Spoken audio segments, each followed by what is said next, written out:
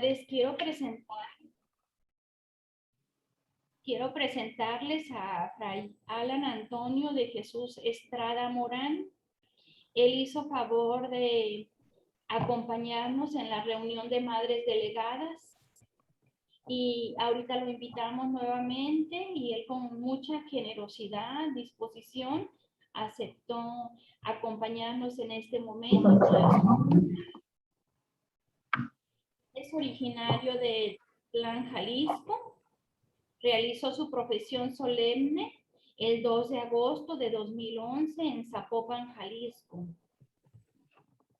Ordenación sacerdotal el 29 de junio de 2013 en Jerusalén. Tiene el título de bachiller en Ciencias Bíblicas y Arqueológicas por el Estudio Bíblico Franciscano de Jerusalén y el título de licenciatura en Teología Moral por la Academia Alfonsiana de Roma. Actualmente se desempeña como rector de estudios del Instituto Franciscano de Teología en Monterrey y próximamente regresa a continuar sus estudios en Italia. Lo recibimos con mucho gusto y, como ya decíamos, pues muchas gracias por estar con nosotras. Bienvenido. Muchas gracias, hermanas. Buenos días a todas. Espero me pueda escuchar, ¿verdad? Porque de repente el internet no será muy bueno, pero bueno, trataré de ser lo más claro posible. Estoy muy contento de la invitación en domingo, el Día del Señor, día en que qué mejor para reflexionar sobre la palabra de Dios, sobre lo que nosotros vamos a estar meditando en esta mañana. Junto con todas ustedes, que también tengo que decirlo, de una manera u otra, a mí me ha servido también para hacer una reflexión personal de este tiempo que he estado, como decía la hermana al momento de presentarme, al frente del Instituto Franciscano de Teología, y ahora que el Señor me está pidiendo otro servicio en mi provincia, bueno, pues también estas reflexiones me han ayudado un poco para comenzar a entender lo que el Señor quiere de mí. Me comentaba la hermana Esmeralda que este es un momento de formación permanente y de integración de las comunidades, sobre todo ante el año escolar que pues básicamente ya hemos comenzado, ¿no? Ya básicamente hemos comenzado, más allá de las discusiones políticas de si regresamos presencial de manera binaria, etcétera, ¿no? Que son cuestiones más bien de política. Yo creo que lo que nosotros como religiosos, ustedes como religiosas en el ámbito educativo tienen que realizar, tienen que hacer, bueno, pues es dar testimonio de dos cosas principalmente, de la valentía en cuanto a la confianza en el Señor, más no de la osadía, ¿verdad? Porque bueno, una cosa es ser valientes y confiados en el Señor y otra cosa es ser osados. Que me imagino que ya ustedes en sus colegios o en sus diferentes apostolados de una manera u otra ya han tomado las providencias necesarias para que sus alumnos o la gente que trabaja con ustedes o la gente que está involucrada con ustedes a nivel pastoral, bueno, pues puedan regresar en ambientes seguros, en ambientes donde se sienta la calidez y la calidad del trabajo. Entonces entiendo que esta reunión es precisamente enfocada más que en su trabajo, más que en su apostolado, más que en su misión, es para las comunidades, ¿verdad? Es decir, la integración de las comunidades, y que yo creo que siempre cuando nosotros iniciamos un nuevo ciclo, sea escolar o sea comunitario o como sea, bueno, siempre es importante hacer una pausa, detenernos, saber dónde estamos, cómo estamos y hacia dónde vamos. En la charla que di a las hermanas delegadas al capítulo provincial, yo insistí un poquito en el diálogo, ¿no? En el diálogo como manera de superar el egoísmo, como manera de superar el pecado, pero también como manera de conocernos. Y creo que eso es lo más importante en las comunidades religiosas, conocernos, porque si no existe el conocimiento mutuo, si no existe la confianza mutua, difícilmente vamos a poder formar comunidades. Difícilmente vamos a poder instalar un ambiente en nuestros hogares, en nuestras casas, no en nuestro apostolado, porque lo que vivimos en nuestro hogar se reflejará en el apostolado, más bien en nuestras casas, en nuestros hogares, ambientes sanos, ambientes seguros. Y bien, pensando un poquito en lo que yo podía compartirles en este aspecto, me vino a la mente algo que desde mi punto de vista hemos estado olvidando, y lo hemos estado olvidando porque lo hemos relegado a un aspecto o a un ámbito muy concreto en la vida eclesial, no solamente en la vida comunitaria, no solamente en la vida religiosa, sino en la vida eclesial en general.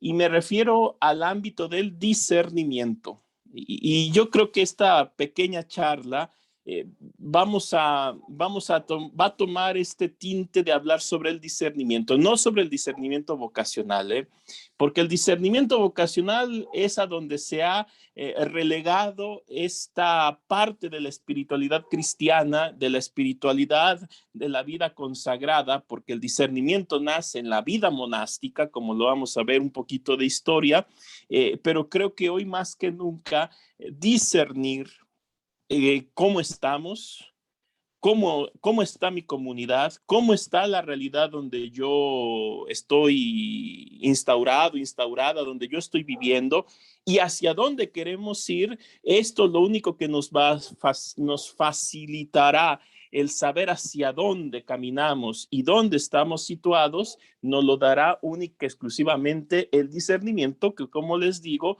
es una de las palabras clásicas, claves, importantes de la espiritualidad cristiana.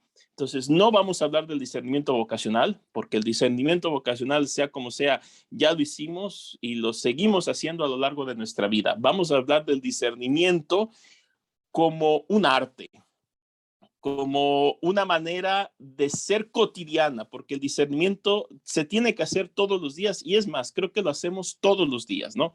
Desde el simple hecho de saber qué vamos a desayunar o qué vamos a comer, eso ya es discernir. ¿Por qué? Porque tiene que ver con una elección el discernimiento. Entonces, más allá de esas pequeñas cosas o incluso banales cosas, el gran discernimiento, por ejemplo, de cotidiano es elegir el bien o elegir el mal, por ejemplo, ¿no? Y esas decisiones tan personales y tan subjetivas van a tener consecuencias importantes en la comunidad, porque mis decisiones, mi decisión de mi yo, para el bien o para el mal, van a repercutir forzosamente en nuestras comunidades. Entonces, para poder hacer una integración de ellas, para poder saber cómo estamos, necesitamos sentarnos a pensar. Necesitamos sentarnos a pensar como comunidad, pero también de manera personal, cómo estoy yo, cómo está mi comunidad y cómo está la realidad. Aquí sí podría entrar el apostolado. Aquí sí podría entrar mi misión, aquí sí podría entrar incluso la sociedad en la que nosotros estamos viviendo, porque la sociedad en la que nosotros estamos viviendo, hermanas, nos está superando. Y esa es la realidad, nos está superando. Pero lo vamos a ver conforme vayamos avanzando en la reflexión.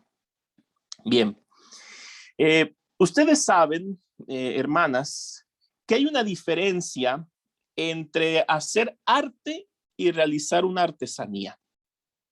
¿Por qué? Porque a esta plática yo le he titulado El arte de discernir. En la Biblia, en el Salmo número 8, que constantemente aparece en la liturgia de las horas, se pone en evidencia dicha diferencia. De manera general, este salmo canta la grandeza de Dios cuando crea el universo y sobre todo al crear al hombre. Una criatura tan débil, tan poca cosa, en contraste con el universo, ¿no? Y sin embargo, Dios lo exaltó poco menos de un ángel, dice nuestro texto que leemos. En realidad dice poco menos de una divinidad, poco menos de un Dios, con D minúscula. Dice el Salmo, al ver el cielo, obra de tus dedos, la luna y las estrellas que has creado. ¿Qué es el hombre para que pienses en él? ¿El ser humano para que lo cuides? Lo hiciste poco inferior a los dioses, lo coronaste de gloria y esplendor, le diste dominio sobre las obras de tus manos, todo lo pusiste bajo sus pies. Es la traducción que encontramos en la Biblia de Jerusalén. Para la escritura existe una sutil pero importante diferencia y a veces inadvertida. Para el salmista, el universo, el cielo, la luna, las estrellas, son hechas con los dedos de Dios. Y aquí está la diferencia tan sutil. El cielo, la luna y las estrellas son hechos con los dedos de Dios. Mientras que el hombre, las bestias del campo, las aves del cielo, los peces del mar, fueron hechos con sus manos. Ya podemos entender la sutileza entre dedos y manos. Los astros en el cielo, para la mentalidad del pueblo de Israel, son perfectos porque se pensaban que eran espíritus celestes. Se pensaban que eran los espíritus celestes que estaban a las órdenes de Dios. Y por eso fueron creados con mayor delicadeza y con mayor importancia por parte de Dios. En cambio, las criaturas de la tierra, imperfectas, entre ellas el hombre, fueron hechas con menos delicadeza. Por eso fueron creadas con las manos. Aquí está la diferencia entre arte y artesanía, al menos para la Sagrada Escritura. El arte es delicado, se necesita tiempo, mayor perfección, empeña con más incisión las facultades de nuestra inteligencia. La artesanía no tanto, aunque hoy en día hay quienes quieren darle el estatus de arte a la artesanía, ¿no? Porque finalmente es obra humana. Sin embargo, para la Sagrada Escritura sí existe esta diferencia, ¿no? La artesanía no es tan delicada, la artesanía en sí puede ser incluso hecha mecánicamente o puede ser hecha de manera a grande escala. El arte no, el arte es única. De allí, hermanas, que vamos a tener que esforzarnos al momento de hacer un discernimiento en elaborarlo con arte. ¿Por qué? Porque en el discernimiento, como vamos a ver, existe una subjetividad, es decir, existe un trabajo totalmente personal que pone en juego las facultades de nuestra inteligencia. Todo lo que nosotros sabemos acerca de nuestra inteligencia como seres humanos es allí donde se va a poner en juego. Y a pesar de esta subjetividad, de este yo que piensa, de este yo que pone en juego todas estas facultades, tiene también una dimensión comunitaria, pero también una dimensión divina. Comunitaria, ¿por qué? Porque el discernimiento en la comunidad es importante, como lo vamos a ver, ya que, y yo estoy seguro de esto, existe una conciencia, y no una conciencia moral, no la conciencia moral del bien y del mal, sino una conciencia de saber que estoy o que estamos, hablando a nivel comunitario, que estamos aquí, que estamos realizando una misión, que estamos siguiendo una vocación. Existe esta conciencia comunitaria, existe una conciencia comunitaria que de una manera u otra a nosotros, cuando nos hacen formar una comunidad, nos hace empeñarnos para el bien, tanto de la comunidad como del trabajo, de la pastoral que realizamos. Entonces, existe esta dimensión comunitaria, pero también divina.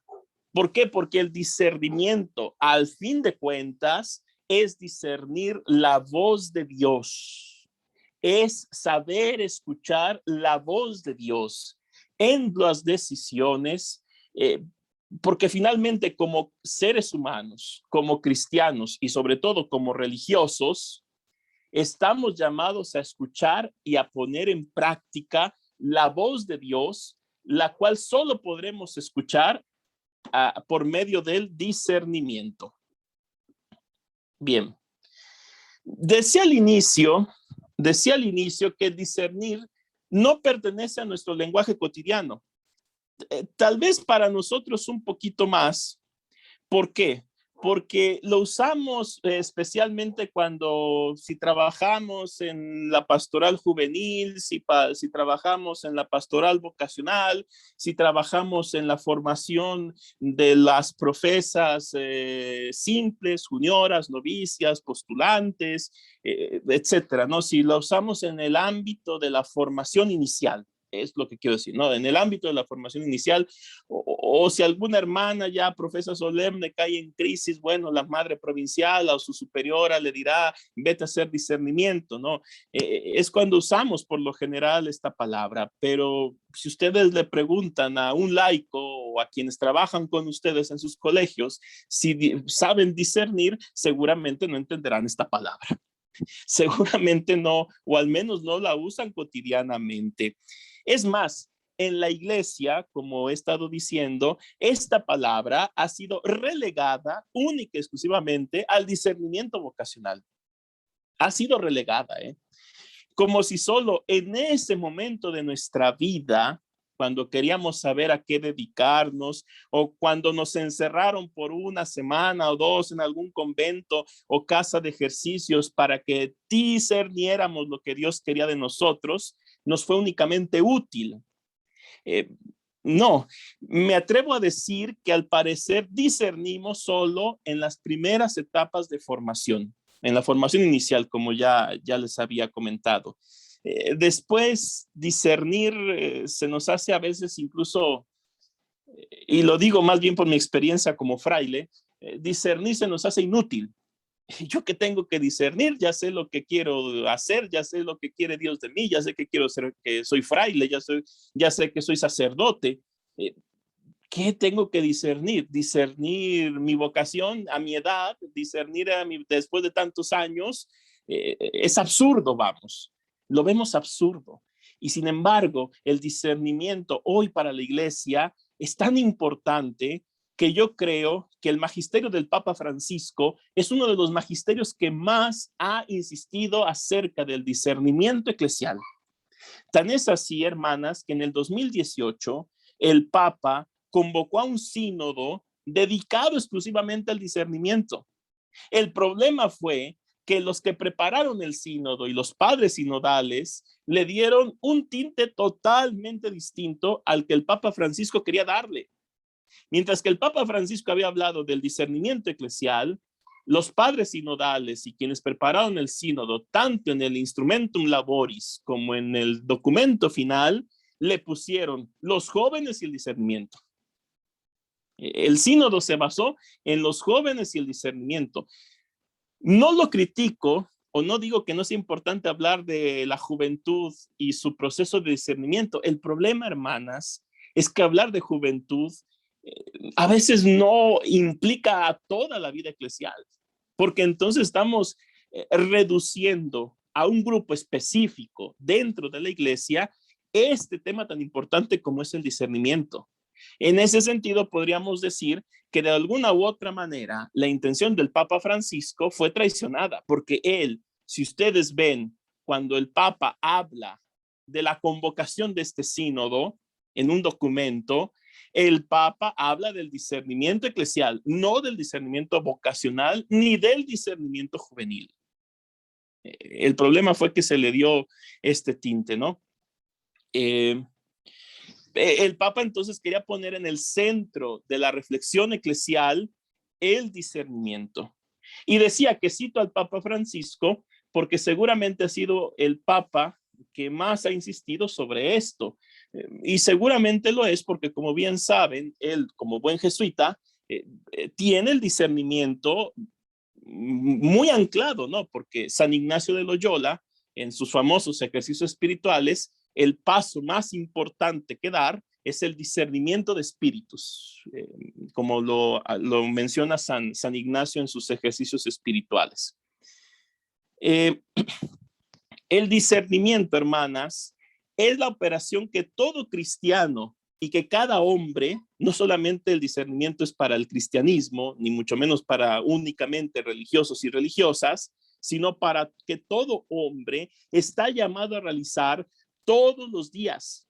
¿Por qué? Porque todos los días estamos llamados a realizar elecciones. Todos los días elegimos algo.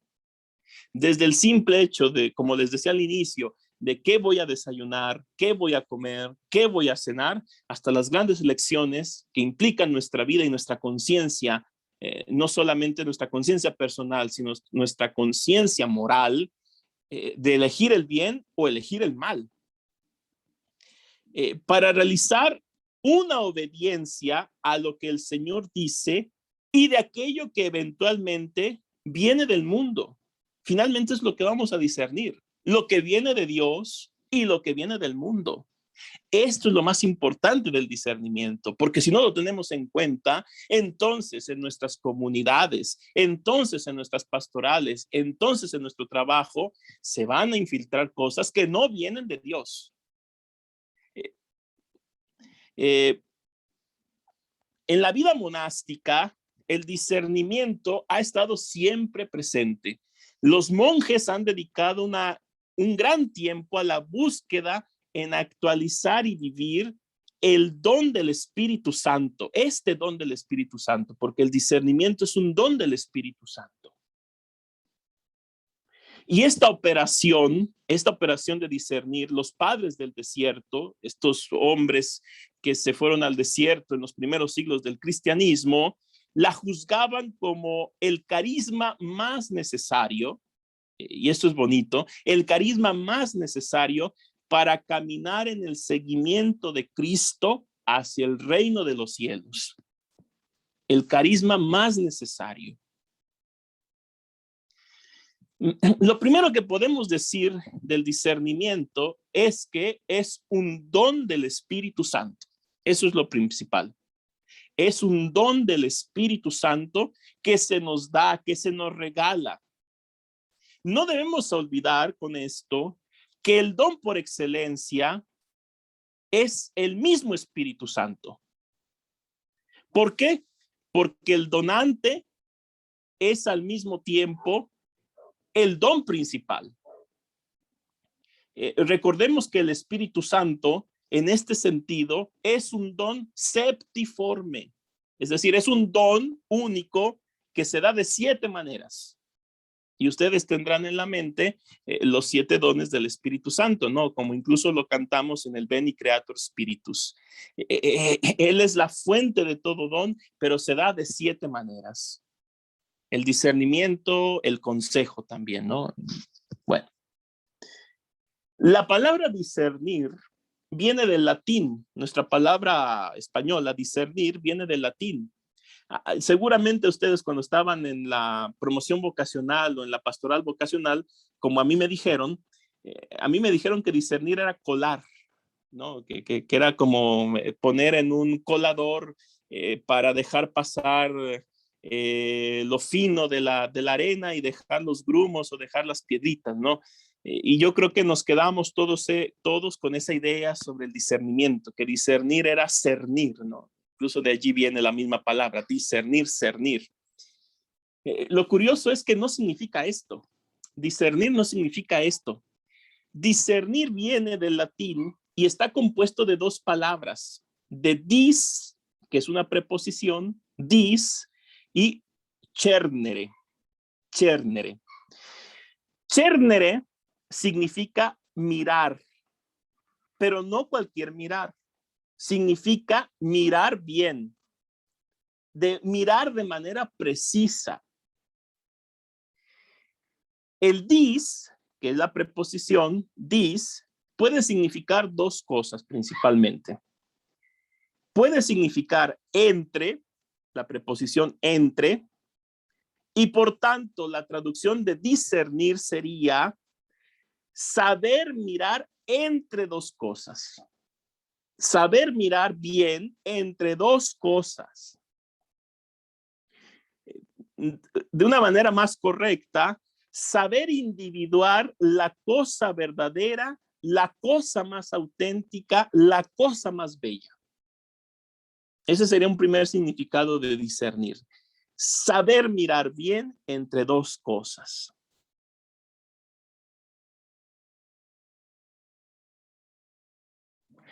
El segundo significado de dis es dos. Este es su segundo significado, dos. Entonces la traducción podría ser saber mirar dos veces. Mirar dos veces.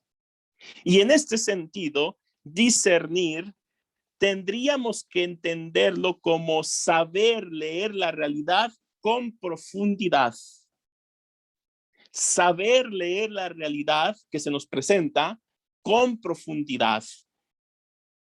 Entonces, discernir es una operación que tiene que ver con toda la vida humana, no solamente para nosotros los cristianos y tampoco para nosotros los religiosos, para toda vida humana.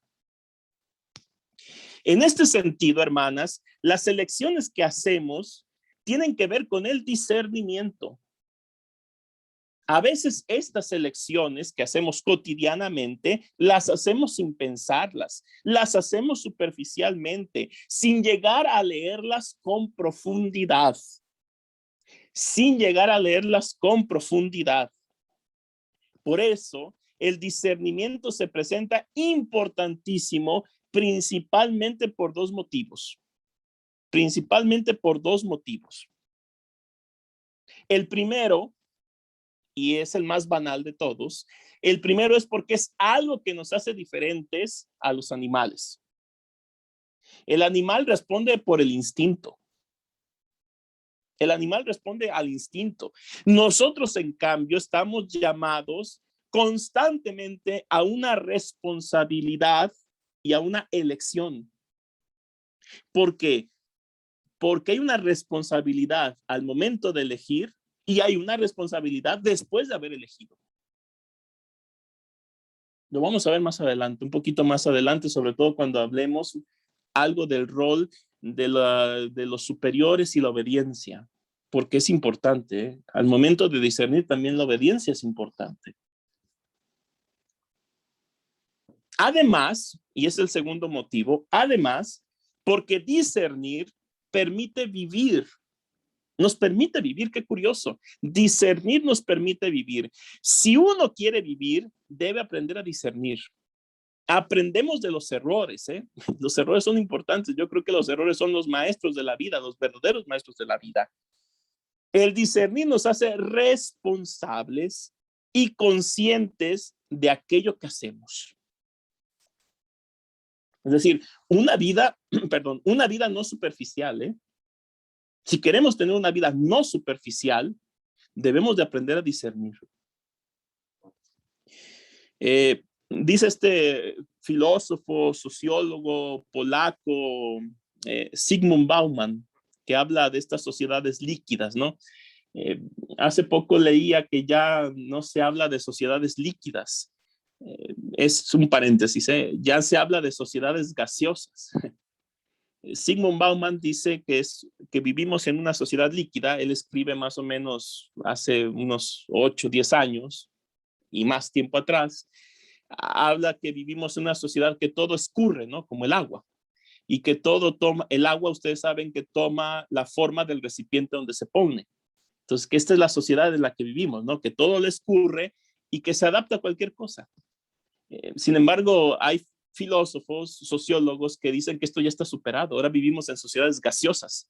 El gas no toma ninguna forma, escapa. Es decir, es bastante efímero el gas, ¿no? El agua al menos es más, no quiero decir controlable, pero al menos todavía tiene una forma. El gas no.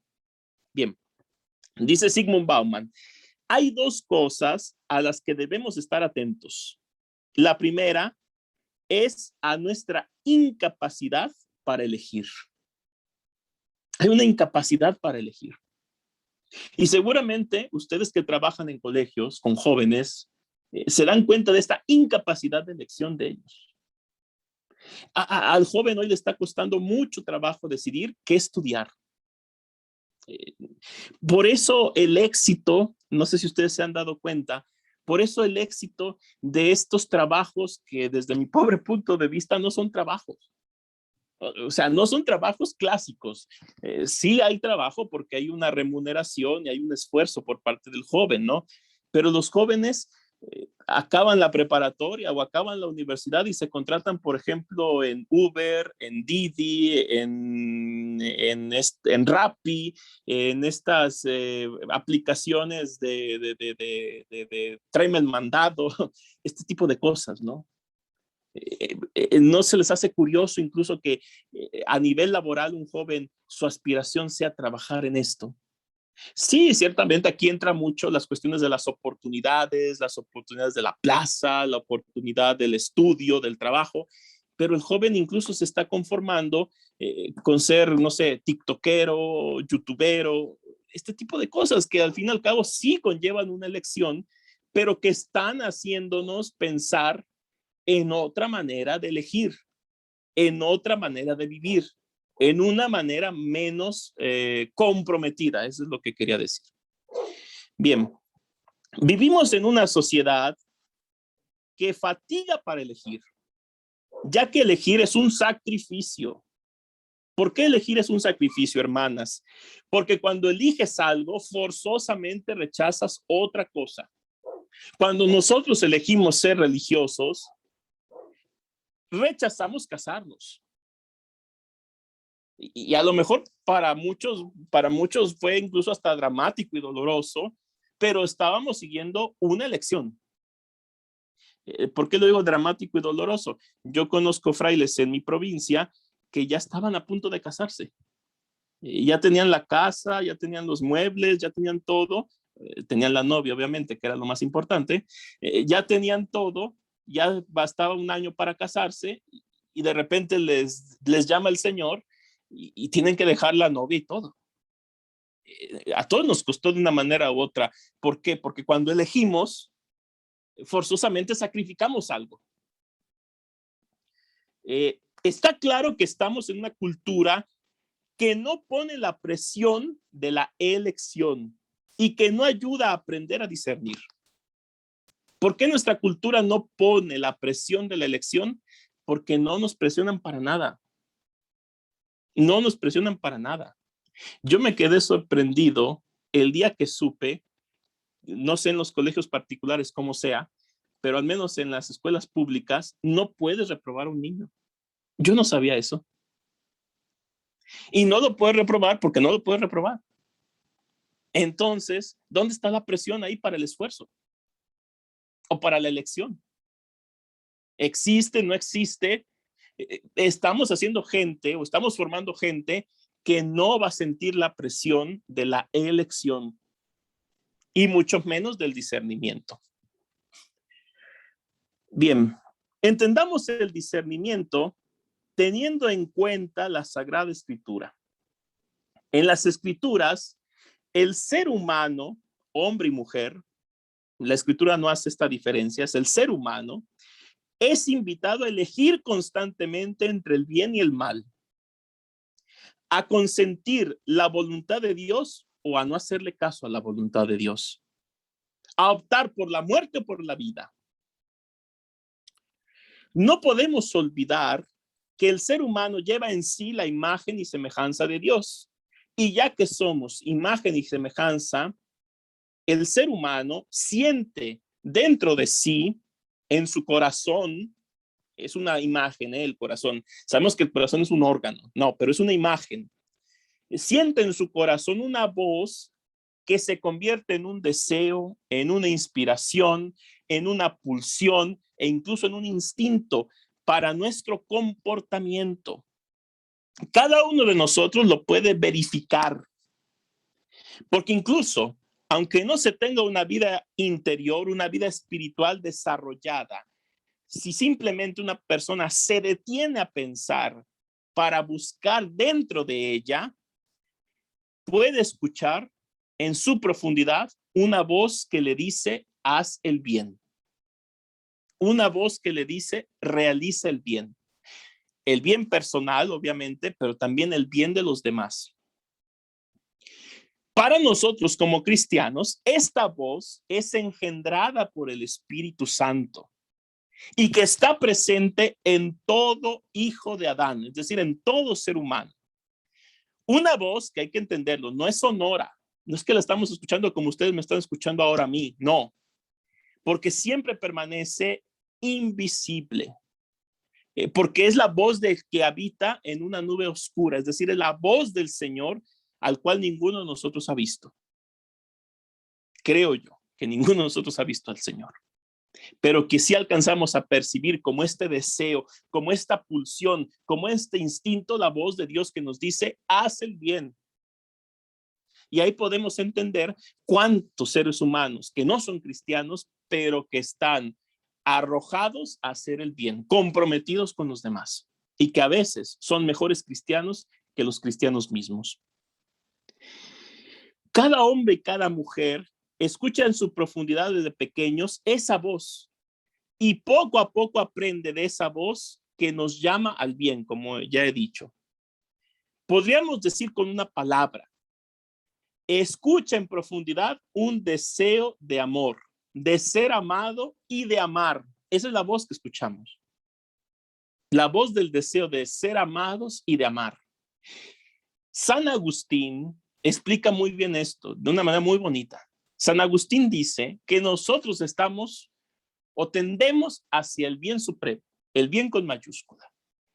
Y en la consecución o en el alcanzar este bien supremo, se nos presentan los bienes menores, los cuales pensamos que nos darán la plenitud, nos darán la felicidad, nos darán el amor que buscamos. Y dice San Agustín, el problema es cuando nos quedamos con estos bienes menores. Incluso para San Agustín deja entrever que el mismo pecado es una búsqueda de amor. ¿Por qué pecamos? Porque es placentero, porque es deseable. Y si no encontráramos en el pecado una satisfacción incluso obviamente irracional, obviamente imperfecta, la más imperfecta de todas, pero finalmente una satisfacción, no pecaríamos. Si no encontraríamos en el pecado una satisfacción, que en el fondo es ese deseo de amar y de ser amados. Incluso el pecado en el fondo es un deseo de amar y de ser amados. Esta voz se llama la vida plena, que nos llama a realizar el bien, que nos llama a amar, que nos llama a relacionarnos de tal manera que podamos salir de nosotros mismos. Todos la escuchamos y todos estamos en grado de entender que si esta voz no es acogida, no es recibida por nosotros, viene la tristeza, el no sentido de nuestra vida y la desesperación. Cuando nos preguntamos si estamos contentos con la vida que llevamos o si no estamos contentos con ella, ciertamente registramos una emoción, ¿no? De satisfacción o de desagrado. Si buscamos decodificar esto que estoy diciendo, llegamos a la conclusión de que nuestra vida tiene únicamente sentido si nos sentimos amados o si no nos sentimos amados. Y esto pasa en la comunidad, Le vamos a encontrar sentido a la comunidad si me siento acogido y si me siento aceptado y si me siento entendido, o si no me siento entendido o si no me siento aceptado. Y seguramente tantos y tantos hermanos y tantas hermanas han abandonado nuestras comunidades por esta razón.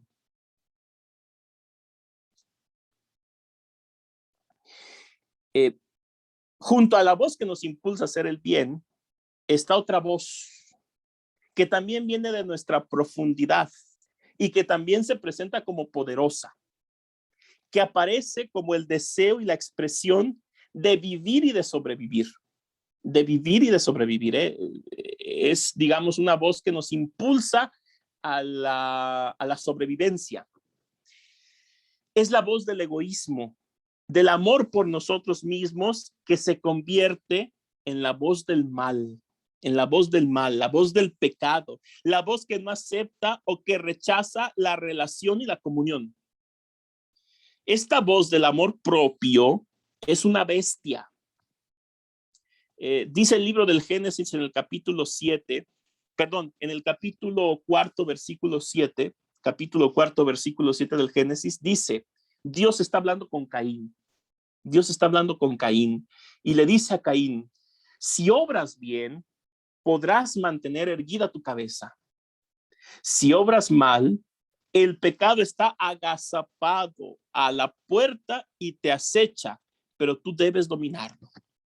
Es decir, esta voz del mal está como una bestia al acecho que en cualquier momento, y nosotros hacemos la experiencia todos los días de esto, en cualquier momento se puede abalanzar contra nosotros. Nosotros debemos rechazarlo.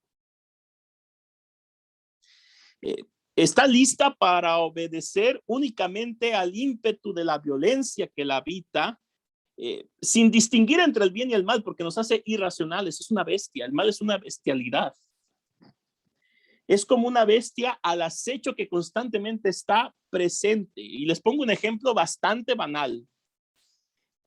Por la mañana, como esta mañana, pues nos hemos levantado, sucede en nuestras comunidades que vamos a laudes, seguramente a misa por la mañana, después desayunamos y por lo general en las grandes comunidades, en las pequeñas es un poquito menos, pero en las grandes comunidades ponen las bandejas de los alimentos y los primeros en servirse se quedan con las mejores porciones. Los últimos a veces con nada y a veces sin nada.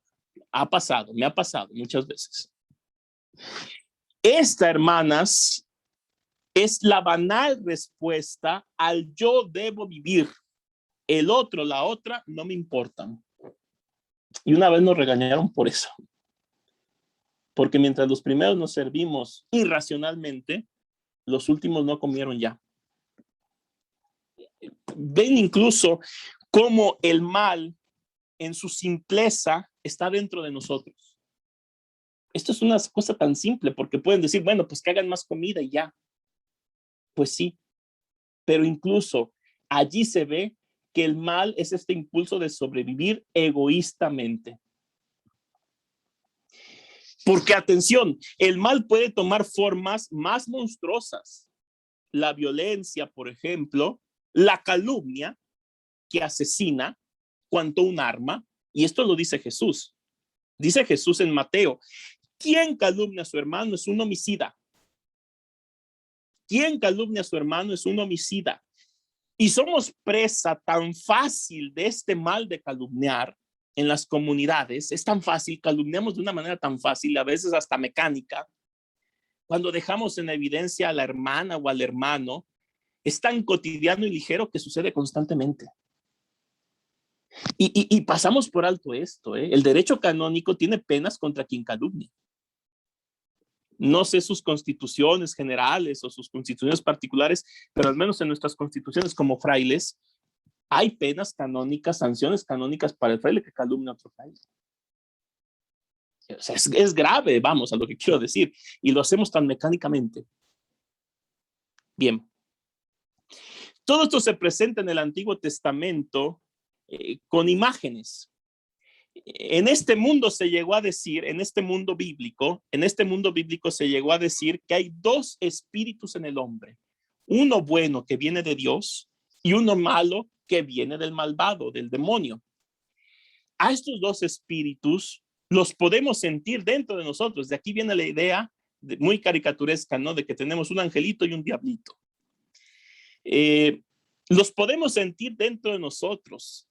Este es el terreno en el que se juega nuestra libertad. Este es el terreno donde se juega nuestra libertad, que puede combatir contra el espíritu malvado y elegir el camino del bien, o también consentir el espíritu malvado y elegir el camino de la muerte, un camino mortífero de muerte. Para elegir el bien, ¿qué debemos hacer? Ya en el Antiguo Testamento se nos dice que para hacer esta elección debemos escuchar a Dios, debemos obedecer a Dios. ¿Qué significa esto? Escuchar en profundidad la voz que ya habíamos descrito, esta voz que nos llama al bien. Es decir, es escuchar la voz de Dios, es escuchar nuestra conciencia. La voz de Dios se manifiesta en nuestra conciencia, que nos dice una cosa: haz el bien, evita el mal. Haz el bien, evita el mal. Es donde nosotros podemos escuchar lo que es bueno y lo que es malo. En el evangelio de hace 3 domingos, el de hoy no, de hace 3 domingos, escuchamos lo mismo de parte de Jesús. Dice Jesús, no es lo que entra en el hombre lo que lo hace impuro, sino lo que sale de su corazón, que también del corazón del hombre puede salir el bien, no solamente la impureza, también puede salir el bien. En el Nuevo Testamento encontramos sobre el discernimiento. Por ejemplo, en el evangelio nos damos cuenta de un pleito entre Jesús y quienes lo están escuchando. La mayor parte de los evangelistas nos narran pleitos entre Jesús y sus interlocutores. Quienes estaban escuchando a Jesús discutían el cómo saber si Jesús viene de Dios o de los hombres. Y Jesús le responde, cuando ustedes ven una nube que sube del occidente, ustedes dicen, lloverá. Hipócritas, ustedes saben discernir el aspecto de la tierra y del cielo. ¿Por qué no juzgan por ustedes mismos lo que es justo? Ustedes recordarán este pasaje bíblico, ¿no? Sobre el discernimiento o los signos de los tiempos. El reclamo de Jesús, hermanas, es acerca de los signos de los tiempos. Los signos que debemos leer para aprender a discernir. No solo los signos de los tiempos, también los signos de los lugares. ¿Cuáles son los signos de nuestros tiempos, por ejemplo? Y este es un trabajo a nivel personal y a nivel comunitario, ¿eh? ¿Y cuáles serían los signos de los lugares? ¿A qué me refiero con signos? Aquellos signos que el Señor nos manda para que entendamos que debemos de cambiar cosas, para que entendamos que debemos quitar cosas y para entender que debemos reforzar cosas. Aquellos signos que nos hablan de su presencia. Por ejemplo, un signo de nuestros tiempos es la pandemia. Y un signo de nuestros lugares, pues cada quien, porque veo que algunas viven en Monclova, otras viven en Nuevo León.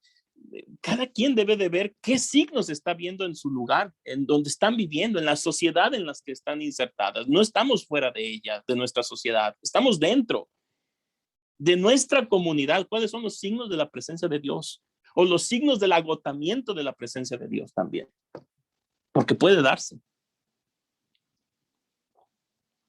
Son las emergencias que debemos discernir para que no nos acojan desprevenidos.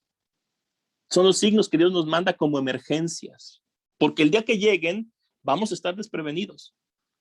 Por ejemplo, les pongo un ejemplo, a nivel personal, ustedes saben que existen varias crisis, las famosas crisis de la edad. Por ejemplo, la famosa crisis que da a los 40 años, dicen. Yo todavía no entro en esa crisis. Pero dicen que hay una crisis a los 40 años. ¿Cómo podemos discernir que ya estamos dentro de esta crisis? Es un signo para nosotros a nivel personal. Y la famosa crisis de la edad adulta y la famosa crisis de la edad ya de la tercera edad son crisis que nosotros debemos anticipar. Que Dios ya comienza a mandarnos esos signos. Y que nosotros debemos de meditarlos, discernirlos y resolverlos. A nivel personal esto. A nivel comunitario ya lo decía, ¿no? Los signos de los tiempos y de los lugares. La segunda cosa que Jesús dice en este texto es una frase que escuchamos. ¿Por qué no juzgan por ustedes mismos? ¿Por qué no juzgan por ustedes mismos? Una vez, al menos en el ámbito de la dirección espiritual, una vez era algo virtuoso dejarme guiar por una persona, dejar que la otra persona decidiera por mí. Incluso lo llamábamos la obediencia perfecta. Y hay gente que todavía lo dice, al menos en el ámbito de la confesión. Le voy a preguntar al padre que él me diga lo que tenga que hacer. Le voy a preguntar a la madre superiora que ella me diga lo que tenga que hacer. Que decidan otros, es decir. Y por lo contrario, Jesús regaña propiamente por no ser capaces de juzgar por nosotros mismos. Qué curioso. Para Jesús no es virtuoso que los demás decidan por nosotros. Lo virtuoso para Jesús es que nosotros seamos capaces de tomar la responsabilidad de nuestras decisiones. ¿Por qué? Porque finalmente la responsabilidad, aunque los demás la tomen por nosotros, es nuestra, es personal, porque yo soy el que estoy cumpliendo tal acto. Entonces, hay una tentación que debemos rechazar, especialmente las superiores. Hay una tentación que debemos rechazar. Decirle al hermano o a la hermana lo que debe hacer o lo que no debe hacer. Estamos para acompañar a las comunidades, no para decidir. No sé ustedes, pero al menos esto yo lo veo como un problema a nivel de mi provincia. Hablo como fraile. Lo veo como un nivel de mi provincia, un provincialismo muy fuerte en el sentido de que cualquier problema referencia al provincial inmediatamente. Y que sea el provincial el que decida. No. Yo creo que si a un superior local lo pusieron al frente o al servicio de una comunidad local, es el superior local el que tiene que decidir, el que tiene que enfrentar el problema, el que tiene que darle solución, junto con los demás hermanos. ¿Por qué recurrir inmediatamente al provincial? Eso es una inmadurez muy grande de nuestra parte, ¿eh? Y habla de la falta de confianza, habla de la falta del diálogo. Lo digo a nivel, como fraile lo estoy diciendo, ¿eh? No sé, desconozco si entre ustedes será este problema. Con nosotros sí. Dicho todo esto, hermanas, hagámonos una primera pregunta. ¿Qué cosa se discierne? Después de tanto, ¿qué cosa vamos a discernir? En primer lugar, se debe discernir el propio corazón, la propia intimidad, la propia conciencia. En el templo de Delfos, en la antigua Grecia, estaba escrito, y seguramente es algo que ustedes saben, estaba escrito en la fachada: conócete a ti mismo. Este es el primer discernimiento, conocernos, conocer nuestro cuerpo, nuestra psique, nuestras debilidades, nuestras fortalezas, nuestros instintos. Solo nosotros mismos nos podemos conocer y no podemos sustituir este conocimiento. Nadie nos puede decir quiénes somos. Somos nosotros los que debemos decir quién soy yo. Este es el primer discernimiento, conocernos a nosotros mismos. El segundo discernimiento, el tiempo y las situaciones en que vivimos. No, lo que decíamos, ¿no? Los signos de los tiempos y los signos de los lugares. Y el tercer discernimiento, que es el más importante, es el discernimiento de la voluntad de Dios. La voluntad de Dios es la que puede iluminar los otros dos discernimientos y puede darnos caminos para poder leer mejor nuestra vida y los signos de los tiempos y de los lugares. Por eso, hermanas, para discernir siempre será importante confrontarnos con la palabra de Dios. La lección divina, por ejemplo. Las lecturas en la misa. Bien. La otra pregunta que debemos hacer es: ¿hay otro criterio aparte de la palabra de Dios para discernir? ¿Hay otro criterio? Sí, existe otro criterio. Este criterio es el bien del otro o de la otra, el bien del hermano o de la hermana. El bien del otro es un criterio de orientación en el discernimiento. Claro que no excluye el bien propio, pero sabiendo que está de por medio el bien del otro también. Es decir, el sentido de la caridad. Es un criterio para discernir el sentido de la caridad, el bien del otro. Y esta sería la dimensión comunitaria del discernimiento, el bien del otro. Ahora, pongamos la última y más importante de las preguntas. ¿Cómo se realiza el discernimiento? ¿Cómo se realiza el discernimiento? Haciendo una serie de operaciones. La primera es muy fácil y creo que nosotros estamos acostumbrados a esa. Es ver, observar, prestar atención. Ver, observar, prestar atención. ¿Por qué? Por lo general estamos distraídos con muchas cosas. El trabajo, la pastoral, la escuela, los alumnos, los profesores, etcétera, ¿no? Los gastos de la casa, las compras, etcétera.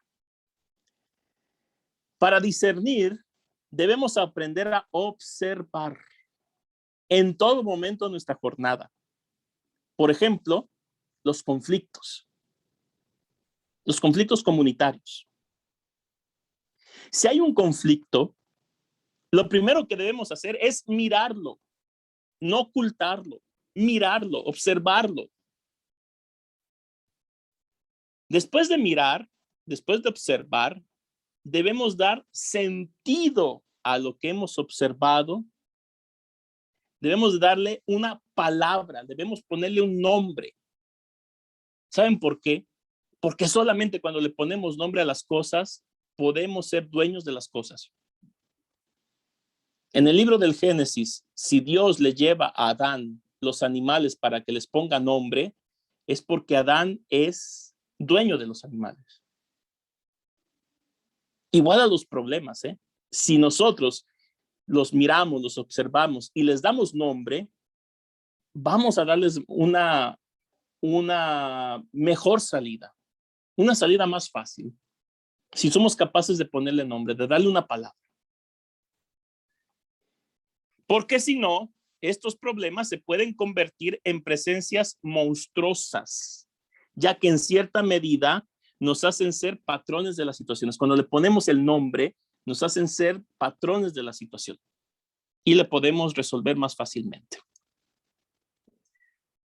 La tercera operación, ya dijimos, mirar, observar, poner atención, darle un nombre, ponerle un nombre a la situación. La tercera operación es pensar para decidir. Pensar para decidir. Hablando de los conflictos todavía, cuando se haya hecho todo este camino de mirar el conflicto, ponerle nombre, pensar en la solución, pensar en una decisión, entonces es cuando se tiene que dar la confrontación, no el pleito, la confrontación. Es decir, confrontar las distintas opiniones, confrontar las distintas opiniones. Las grandes es más difícil, porque 20, 30, pero bueno, ya que las opiniones diferentes del tema nos pueden dar soluciones distintas y más eficaces a las que nosotros teníamos pensado. Y además porque nos libra de la autorreferencialidad. Sí, hermana. ¿Podría hacer favor de repetir? Algunas frases se perdieron. Sí, de sí. Esto último, Fray, por favor. Sí, claro que sí, perdón. Decía que después de haber hecho este camino de mirar, observar, prestar atención, de ponerle nombre a la situación o al problema, el tercer paso es pensar para decidir. Pensar para decidir. ¿Por qué? Porque solamente cuando nosotros nos ponemos a pensar para tomar una decisión, es cuando podemos enfrentarnos o confrontarnos, no pelearnos, confrontarnos, porque de esa manera, hermanas, podemos ver las distintas opiniones. Podemos darnos cuenta de las distintas opiniones, podemos tener un termómetro de la situación e incluso llegar a soluciones más eficaces de las que nosotros teníamos pensados o que nosotros habíamos pensado. Y además porque nos libra de la autorreferencialidad, ¿no? Es decir, de imponer mi propio criterio, de imponer mi propia idea. Y finalmente viene la decisión, ¿no? Después de haber hecho este camino, viene la toma de decisión o la elección, que aquí es importante una cosa, es mejor tomar una mala decisión a no tomar una decisión. Es mejor tomar una mala decisión a no tomar una decisión o aplazar la decisión. No hagan eso porque a veces es cruel eso, ¿eh? Puede ser muy cruel. Si fue una mala decisión, aprendemos de esa mala decisión, pero decidan, elijan. Bien, quedan casi 15 minutos para que termine este momento de reflexión. Y bueno, les propongo una pequeña dinámica que lo van a hacer a nivel personal, primero a nivel personal, y después en algún momento que ustedes tengan como comunidad, lo pueden compartir. No lo vamos a compartir en este momento porque el tiempo nos apremia, ¿verdad? Y sé que ustedes tienen otras actividades. Van a poner o van a pensar, se van a dar estos 15 minutos, que incluso es poco tiempo. Si en estos 15 minutos no alcanzan a hacerlo, lo pueden hacer a lo largo del día, en su meditación personal o lo que sea. Van a pensar a nivel personal primero 2 debilidades y 2 fortalezas personales, comunitarias y de la pastoral o del trabajo en la que ustedes están insertas, en donde ustedes vivan, en el colegio, en la parroquia, en la catequesis, en lo que sea. Entonces, son 2 debilidades y 2 fortalezas. A nivel personal, 2 debilidades y 2 fortalezas personales. A nivel comunitario, 2 fortalezas y 2 debilidades de su comunidad, porque me imagino que se conocen, ya han hecho todo un camino de ciertos años, entiendo que tienen un capítulo provincial y que vendrán los cambios, no sé. Y 2 debilidades y 2 fortalezas del ambiente en el que trabajan, del ambiente en el que realizan su pastoral, sea el colegio, sea la parroquia, sea la misión, sea lo que sea. Esto lo van a hacer de manera ahorita personal y en algún momento lo pueden compartir en alguna reunión comunitaria, pero en su comunidad, ¿verdad? Para evitarnos que se ventilen problemas o evitarnos que se ventilen vergüenzas y esto y aquello. Entonces, en estos 15 minutos a nivel personal, piensen en estas 2 debilidades y en estas 2 fortalezas a nivel personal, a nivel comunitario y a nivel pastoral o de trabajo.